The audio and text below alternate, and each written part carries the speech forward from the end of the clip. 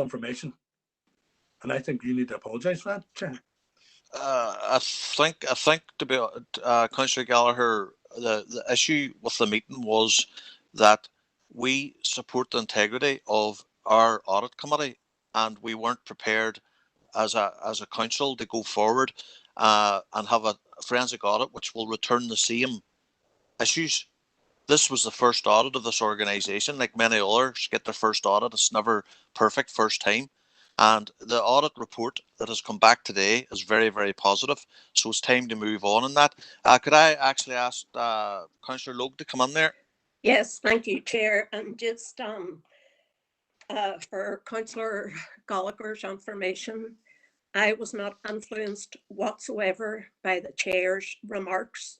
My thoughts, views on that item were very clear, and it was nothing to do with cost of what was being proposed. The second part is another comment that you meant that the 44 recommendations were to do with the five projects that were examined. Can I just ask the council officer or officers to clarify, please, that that was not the case, that the 44 recommendations were at the overall project and not just the five items that were took out at random. Thank you.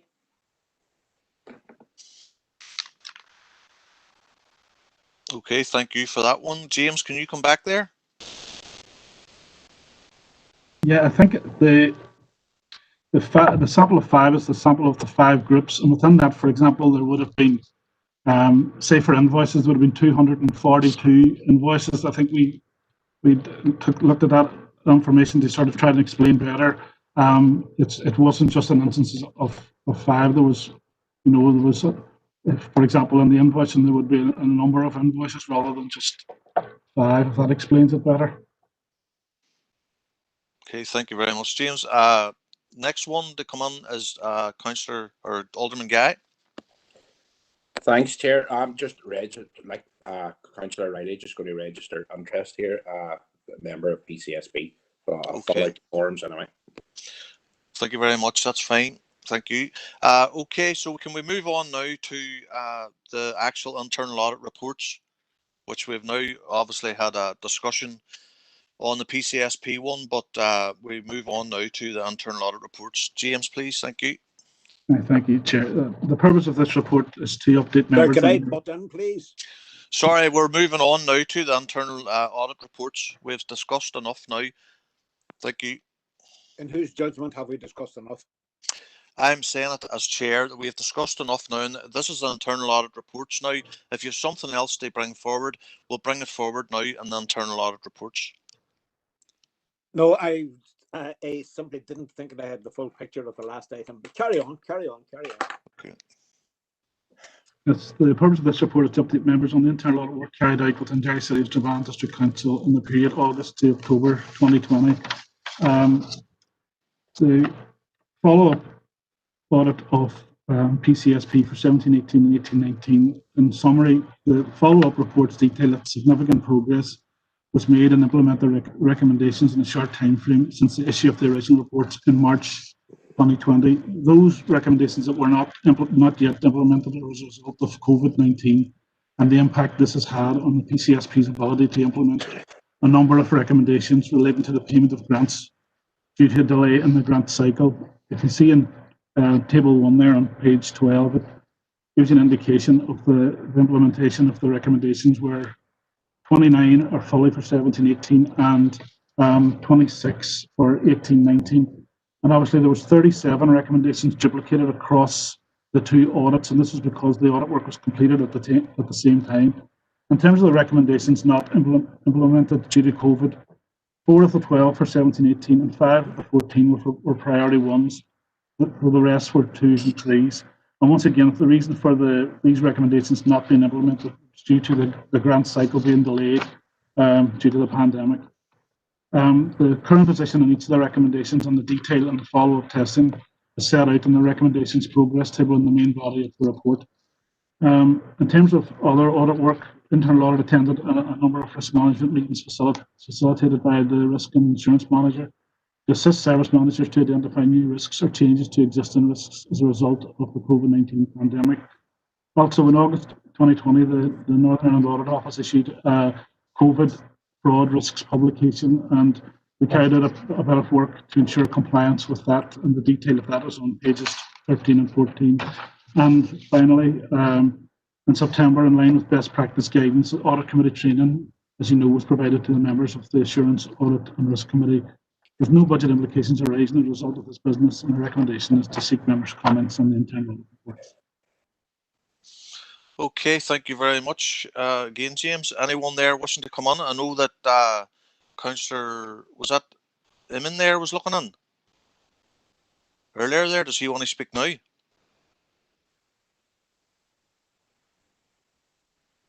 Okay, we'll move on.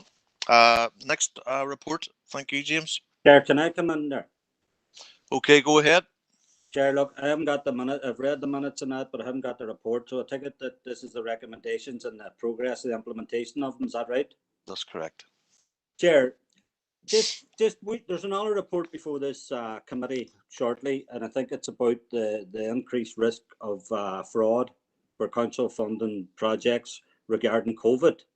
Yeah, we're coming to that. Sorry. Yeah. Look, can Yeah. we not just get this dealt with here now? We're moving on then to the next report. Chair, if you would allow me, please, to draw a comparison. Okay, go ahead. In that report, Chair, there's a part on about clawback. If money's handed out, either under false pretenses or handed out wrongly. Sorry, Chair, something wrong. You may not. Sorry, I'm actually looking at something else here while I'm listening to you. Right. Sorry. Okay. Right. I'll tell you what I'm talking about, Chair. In that report, there's a part down where it says that money should be clawed back if it's found to be given out without legitimate reasons. In the PCSP one, there's another instance where there was a meal. I think it was for numerous people. It was a meal anyway in Flowers, and there was no explanation regarding who that meal was for or where it was connected to a PCSP project.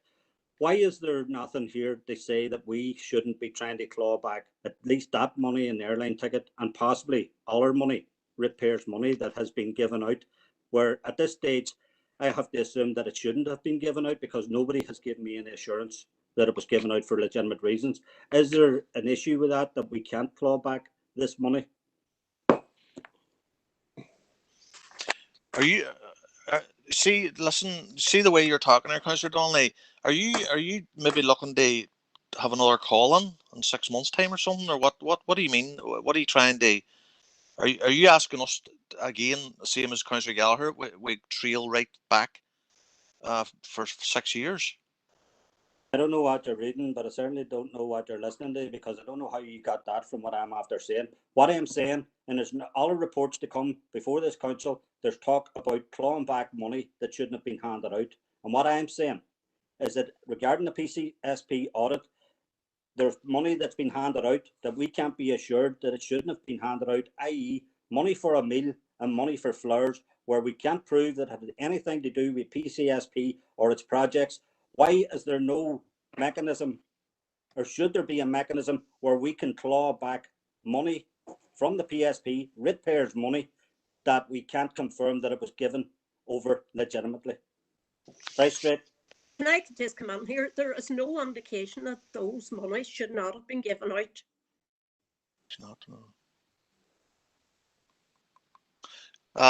James, could you maybe come on there on that? I think in some of these, the issue was with the backup information in terms of the audit trail that we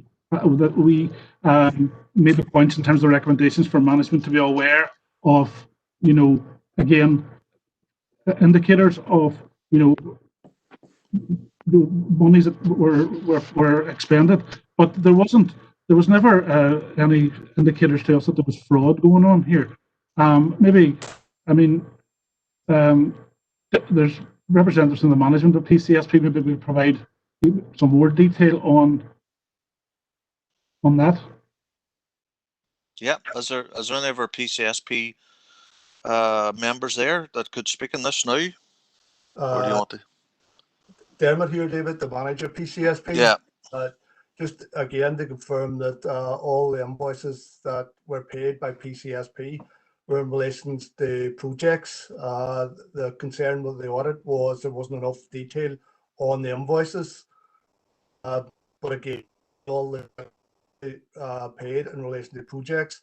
And just on the review report, I would like to, as the manager, to thank the staff of the PCSP for the speed in which they implemented the recommendations. I mean, this is within 6 weeks, and about over 65% of the recommendations have already been implemented. And the only ones that couldn't be implemented was the ones that relate to claims, which have been delayed due to COVID, or in relation to the open call audit again, which won't go out until January and February.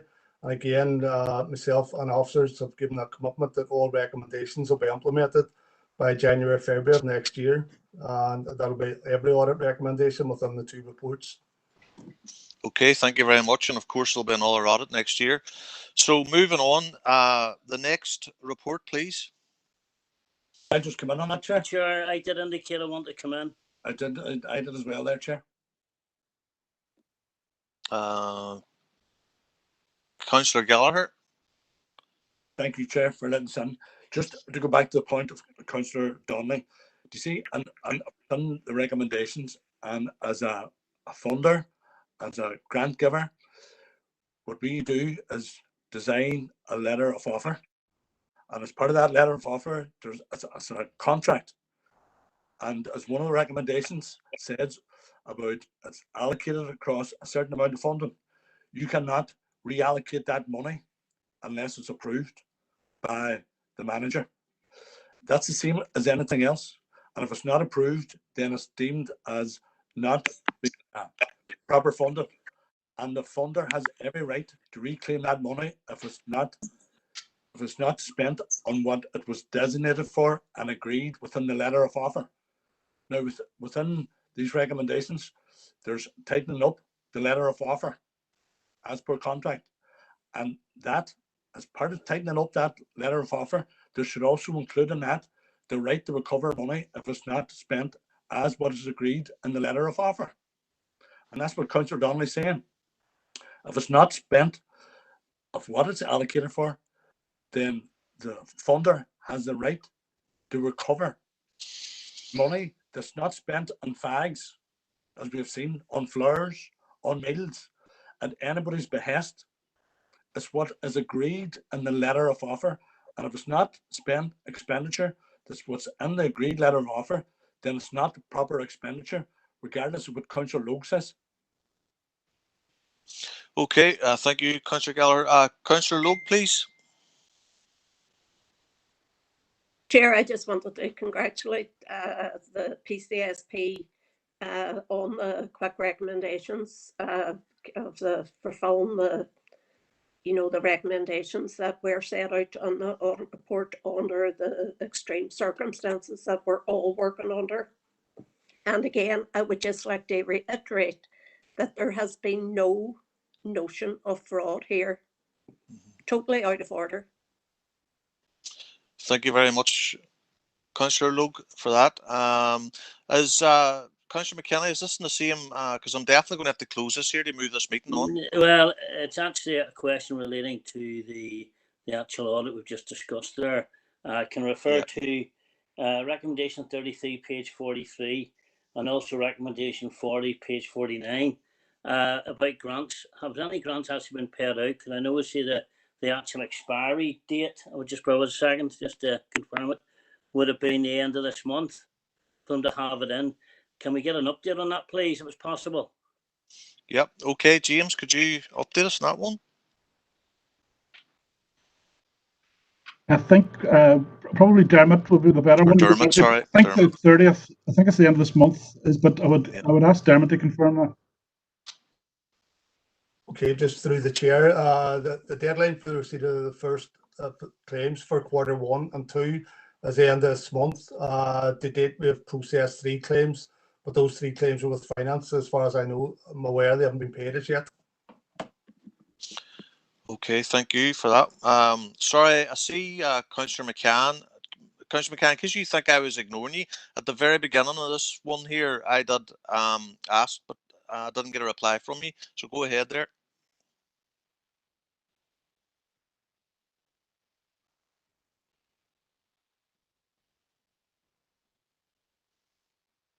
Councillor McCann? Hear me? Yeah, hear you. Hello? Yeah. No, it just often struck me during that last conversation. I mean, there are a couple of things that struck me.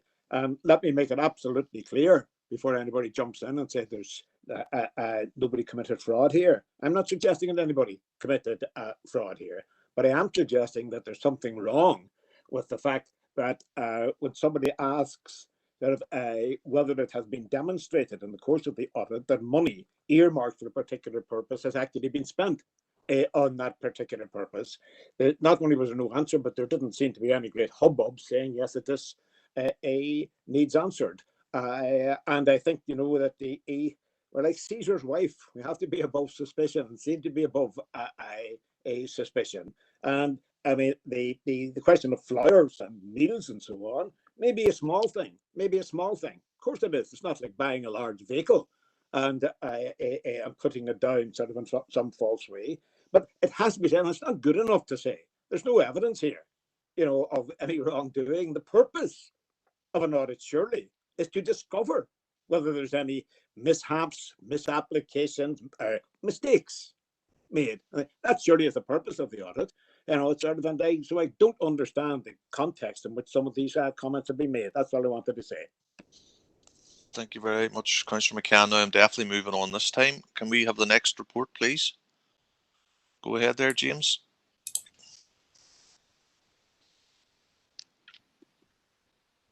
Chair, I think it's me. The next one, the report 8, is the extension of the contract for the independent advisor to the committee. As members will be aware, in 2019 we carried out a recruitment exercise resulting in the appointment of Brona Slavin as our independent advisor. Brona attends 6 meetings per year, and the initial appointment was for a period of 12 months with the option for a further 2.5-year period up to the end of the council term. So Brona's 12 months is now coming to an end, and we're just seeking a recommendation, seeking members' comments and approval to extend that contract up until the end of the council term. Thanks, Chair. Thank you very much, Una. I was meant to bring you on there, is correct. Sorry about that. Could we have a proposer and seconder recommendation or any other comments? Chair, I'm happy to propose. Alderman Kerrigan. Thank you, Alderman Kerrigan. Proposed. Chair, could I make a comment? Have we a seconder?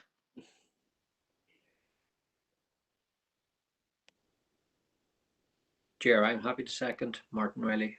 Okay, thank you, Martin. Okay, Councillor Gallagher, go ahead. Or Councillor Donnelly, go ahead.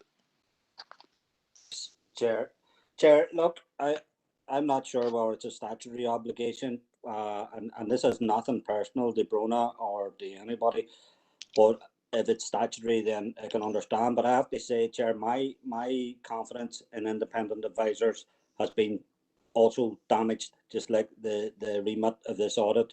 You know, we in my views, a number of serious issues regarding this PCSP, and I did contact the auditor 4 or 5 days ago, asking a question, and the answer I got back, Chair, after 4 days was that the auditor spoke to council officers and is happy with the progress made. You know, so I'm questioning the whole reason around independent auditors when I don't see any great benefit for council members, including ones like myself who've asked questions. Thank you. Okay, thank you for that comment there. Okay, so we have a proposer and seconder. Take it that is unanimous, is it? Or do we have to call a vote? Okay, can we have a vote then? Denise, could you do the vote there? Yeah, certainly. Sorry, what are we voting on? To extend the contract for the independent advisor for the remainder of the council term. Okay, Okay, Councillor McKenna. if members are happy enough. Councillor Sean Carr.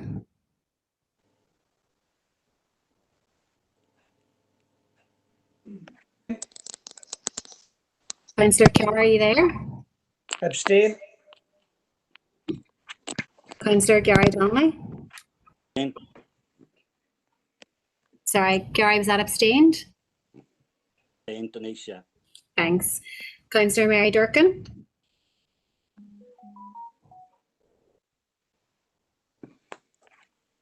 Councillor Durkin, are you there?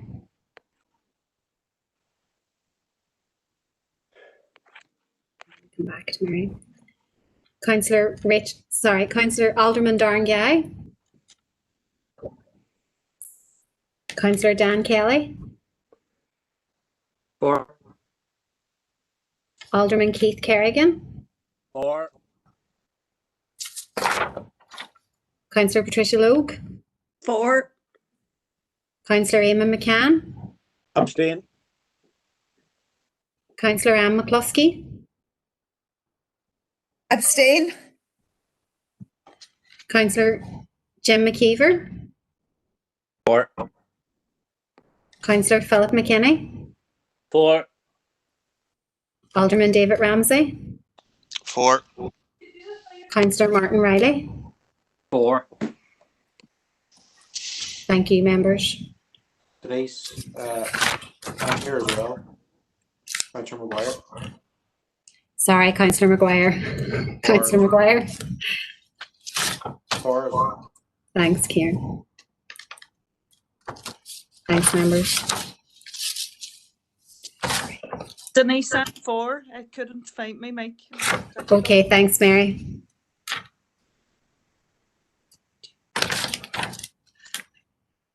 So that's 10 for and 4 abstain, Chair. Okay, thank you very much. So that carries for the continuation of the external auditor recertification. Okay, surveillance. Okay, okay. So Una, the next thing coming in here now is the COVID-19 update. Una. Through you, Chair. The one here, I can jump to that report if you want, but the one here that I've got on item 9 is around the Health, Safety and Wellbeing Committee report. Are you content with that? Yeah. Yeah. Can you? Yeah, that's okay. You can go on ahead with that, and then anyone put any questions then after. Yeah. Okay. So through you, Chair, the purpose of this report is to provide members with an update from the recent Health, Safety and Wellbeing Committee, which was held on the 14th of September, and to seek members' continued endorsement for the health and safety management systems in place within the Council. The main committee summary report, which was presented and discussed at the Corporate Health, Safety and Wellbeing Committee, is attached in this report at Appendix D. Appendix E to H refers to all other detail discussed at that committee meeting. Members are asked to note the content of this report and to continue to endorse the health and safety systems that are in place here within Derry City and Strabane Council. With that, I'm happy to take any questions if members have any. Well, there's three reports here. So the Health and Safety Wellbeing Committee, and then we have the surveillance of external audit, and then the recertification external audit. And everyone that would have read them, and I'm just wondering, is there any questions for Una on any of these?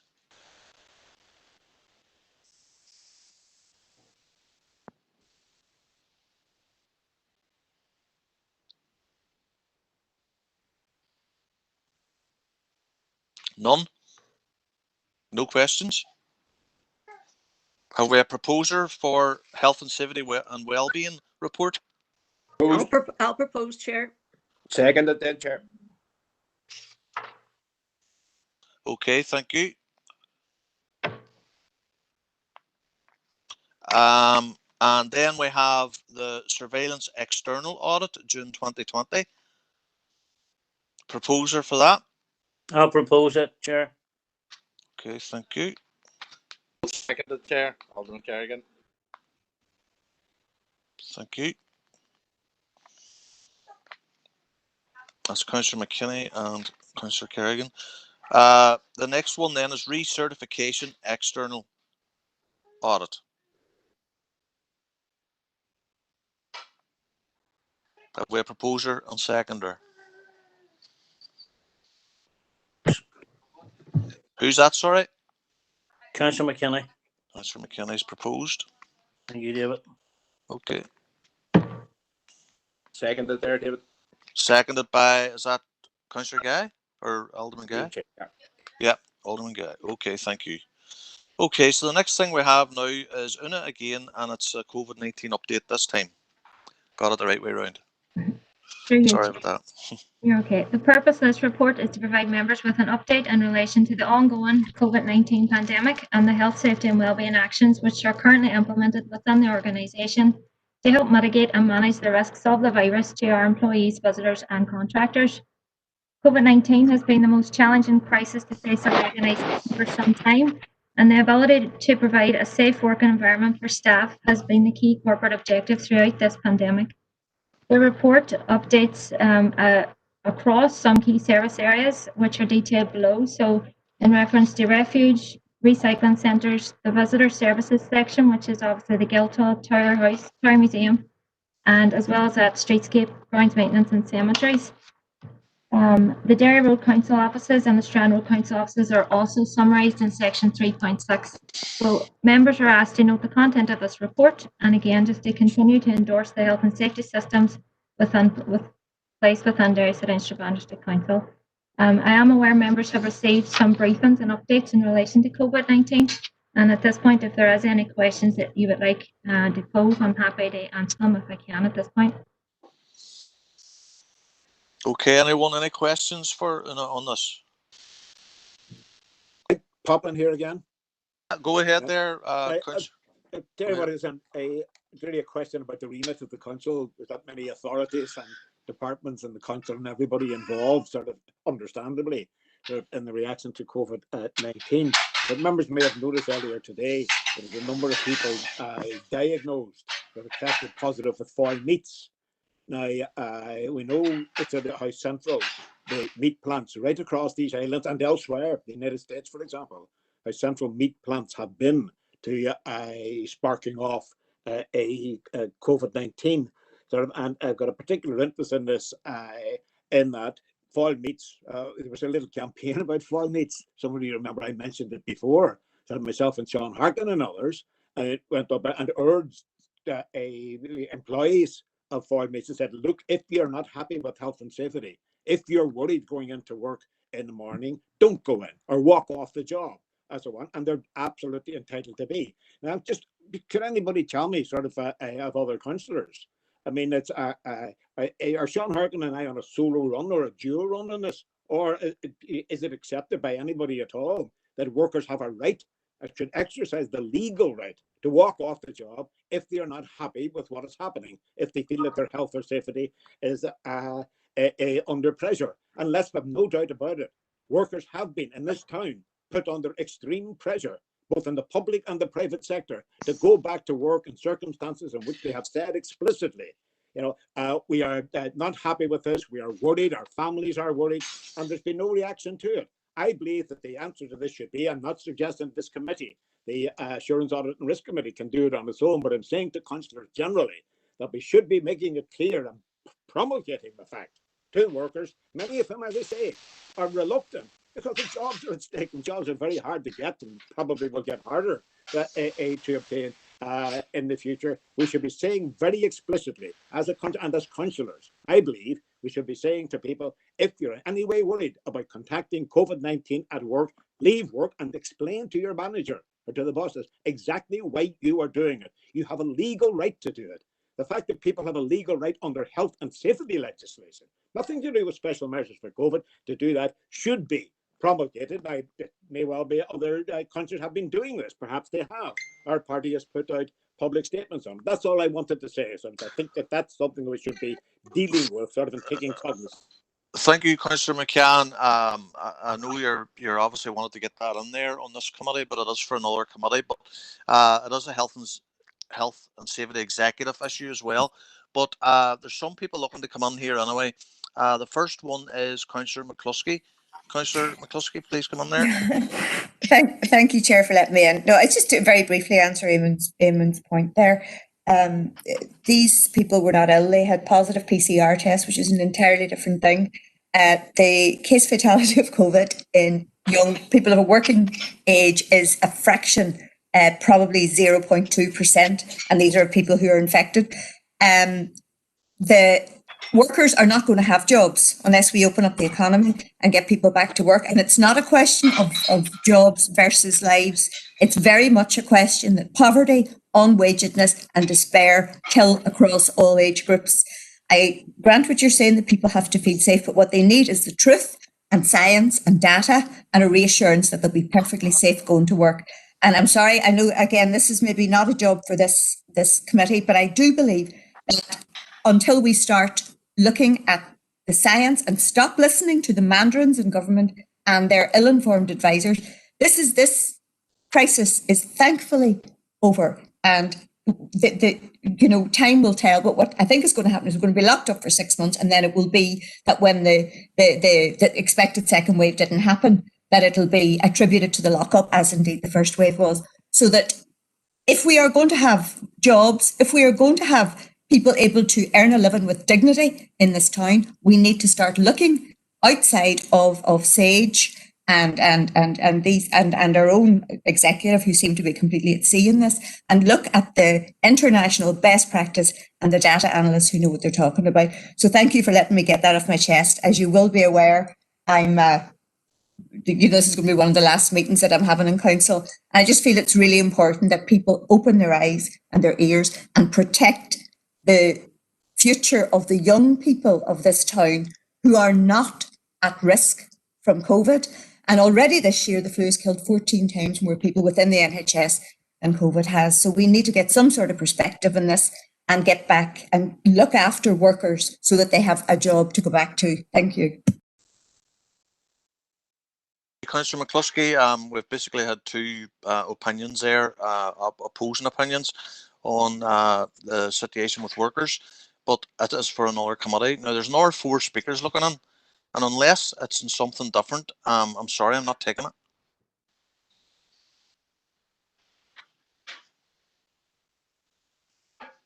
Mine is the same issue, but how can you pick 2 people and then stop our people? Because there's they no came in. consistency here, Chair. Yeah, the issue is that they came in on a sit, and to be honest, whenever Councillor McCann was speaking, it didn't twig right away what it was all about until he was into his conversation. And did you want me just to cut him off? No, the same Chair, with Councillor McCluskey. Chair, I don't want you to cut anybody off, but I think you should give everybody the right to say. You know, there's a committee meeting that happens every 2 months. People have said stuff here. At least afford people the right to have a discussion. Right. If you want to speak, then go ahead, because it's not really for this committee, as I said earlier. But I should have probably stopped it at the beginning. Was Councillor Logue in front of me? I'm not sure, but just check here now. Right. Yes. Sorry, Councillor Logue, you're next. Thank you, Chair. I'll be very quick. It's just something that Eamon has said here, and if he could give me a wee bit of clarification on just exactly what him and Sean actually mean when they say if workers feel unsafe, that we as a council should back them walking off the job. Now, if the employer has implemented all the health and safety recommendations that he is supposed to do, but the employee still feels unsafe, is Eamon and Sean recommending that we back them walking off the job? Because I personally have a daughter working on a COVID ward, and she's a nurse working on a COVID ward this past 6-7 months. She has PPE that is recommended that she wears on certain procedures that she's carrying out. Does she feel absolutely safe? I don't know. Would I say to her, walk off the job if you're wearing the PPE that is recommended? No, because she has a duty of care to the people that she's looking after. I want to know exactly what Sean and Eamon are asking us to back. Okay, Councillor Luke, thank you. I think this needs to be discussed in another committee, and thank you. I think, Councillor Luke, if you want to maybe take that forward to Health and Communities Committee to be discussed. Can I briefly answer what was asked of me there? Because there was a direct a question put by Patricia to myself and Sean. He's not here, so it's directly to me. Right, go ahead then, Councillor. Well, what I wanted to say was I didn't say I want anybody to walk off the job in any circumstances whatsoever. That's not my business. It's not my role in a matter like it's in a public health crisis to say whether it's a worker in the COVID ward or a worker in a meat pack. What I said was, and I repeat it now, is about the 10th time I said it at various meetings of the council, people have a right to walk off the job. Now, if Patricia or anybody else thinks that that's a redundant thing to say, it's not necessary, then I can tell them that I spoke to teachers, for example, who were in tears because they were told that they had to go back into work. They didn't want to have so many people. They didn't want to put themselves at risk of disciplinary action, but also they just didn't want to create a fuss. And they were also thinking about the school kids and all that there under enormous pressure. And they thought there's no option but to do this. I've also spoken, as I said, and this was the point I made about foil meat specifically, that we have talked to workers who said we have to go in. They're not in a union, so there's nobody else to turn to. You know, it's and this is a problem right along the way. I'm not saying to anybody, you should walk off the job now or anytime. I'm saying be aware that you have the right to do this. I'm saying that we should tell people what their rights under existing legislation are. I'm amazed that anybody can object to that. Okay, thank you. The next one on my list here. Chair, can I just say I haven't objected to that. I merely asked clarification. Okay, thank you. Next one I have here is Councillor Riley. Thanks, Chair, for bringing me in. Just in response to Councillor McCann, because in his opening comments he asked, has any other councillor been involved in this type of activity of advising workers? It's just to put on the record that the SDLP has advised workers. Indeed, MLA for our party for Foyle, Sinead McLaughlin, has today been in touch with the health and safety executive about workers in a particular premises. So to answer Councillor McCann, the answer is yes. Other councillors, certainly from the SDLP and other public representatives, have been making representations on this type of issue. It reminds me, Chair, as well, in relation to points that I raised at a recent briefing that we had with the Chief Executive about the need for the Council, through its public social media channels, to be putting out the message about employee rights to employees right across our council area about what their rights and entitlements are. And I think that is still a valid point, that the council should be making the entitlements that people are afforded under employment law should be made known to them. Thanks, Chair. Thank you, Councillor Riley. Councillor Guy, or Alderman Guy. Chair, I'm okay. Thank you. Covered a bit of what I was going to say there, so I'm not bothered coming in. Okay, Councillor Donnelly. Chair, I'll just make a few comments. Just Eamon, regarding your query, yeah, I've been contacted by a number of people who work in factories and that, and my advice to them is that they must, they should put their health and safety first and do what's best for their interest and their family. And if that means leave, then by all means leave. But Chair, I have to take exception at some of the comments made that regarding the flu, more people dying with the flu. Not me, technically, at me, right? But Chair, I at this minute have family members and close relatives who are isolating because of this. Some of them have COVID, Chair, and this isn't the flu. And what I would say, there's a number of constituents of mine too who are hospitalised at this minute in time and are struggling. They're struggling for air. Their well-being is very, very poor. Now, regards the factories and workplaces, I don't think that the same emphasis is being put in place regarding the authorities for the implementation of health and safety procedures. The lack of union rights also adds to that. There is unscrupulous employers out there. Their first objective is to make money, and a lot of times that will override the health and safety of their employees. So just to clarify, yes, if there's any doubt, do what's safe for you and your family, and if that means leave, leave. Thank you. Okay, thank you, Councillor Donnelly. And the next one is Councillor McKinney. Yeah, just going to say, well, I believe as a councillor, we all have a duty to investigate any reports of health and safety issues from our constituents. That's it. Okay, thank you. Right, the next thing on our agenda is from Anne-Marie this time. Sorry, do we need a proposer for that one? Proposer and seconder for that report? COVID-19 update? COVID-19 update?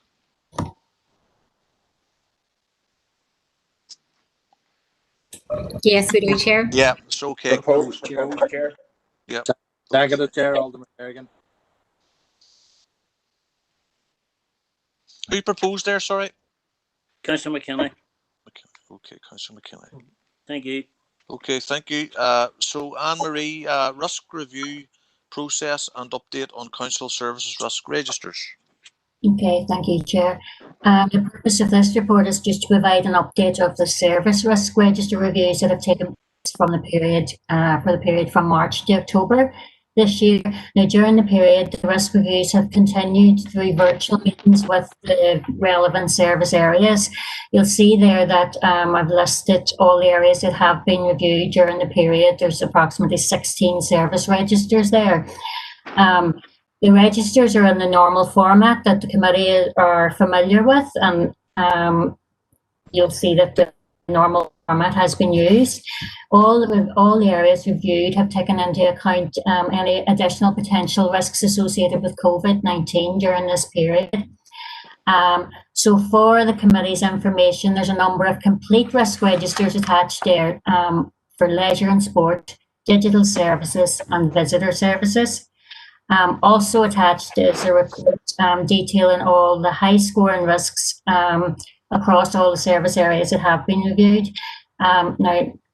These have taken into account, again, all the potential risks associated with the COVID pandemic, not only health and safety, but also loss of income, any financial implications, the community impact, and ICT implications.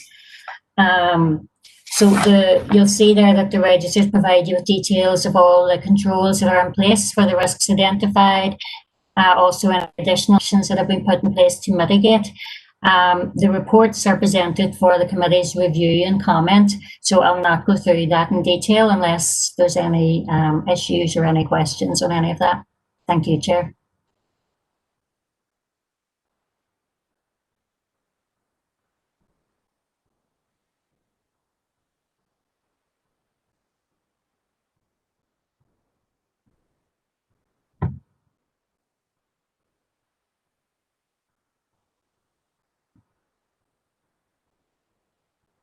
Any issues or questions?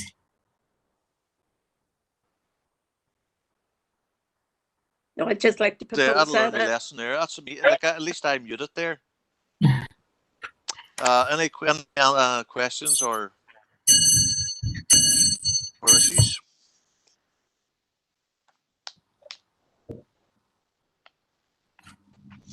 Right, everyone seems happy enough there. Proposer and seconder? Opposed. I'll second, Chair. Okay, that's Alderman Guy and Councillor Logue. Okay, folks, I think that brings the meeting to an end. Thank you very much, everyone, for attending today, and thank you very much for the officers as well for the good work, as usual. Okay, so thank you, everyone.